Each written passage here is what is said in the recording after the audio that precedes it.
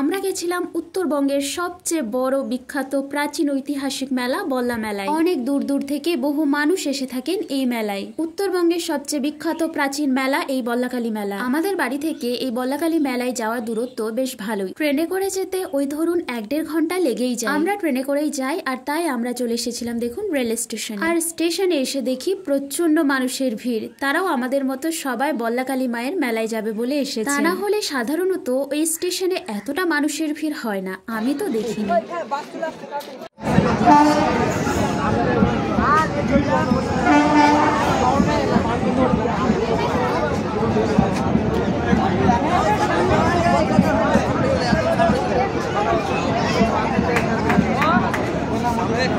তারপর এতটা ভিড় অতিক্রম করে ট্রেনে উঠে বসে পড়ি। 1-1.5 ঘন্টা জার্নি করার পর ফাইনালি আমরা পৌঁছে যাই মা বল্লাকালীর কাছে।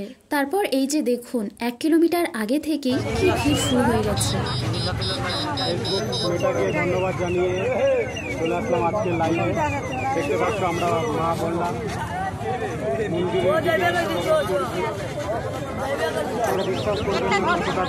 বল্লাকালী মার কাছে পৌঁছানোর 1-1.5 কিলোমিটার আগে থেকে রাস্তা থেকে এরকম ভিড় অতিক্রম করে আসতে হয়। প্রায় 1-1.5 কিলোমিটার রাস্তার ভিড় অতিক্রম করে আস্তে আস্তে আমি ফাইনালি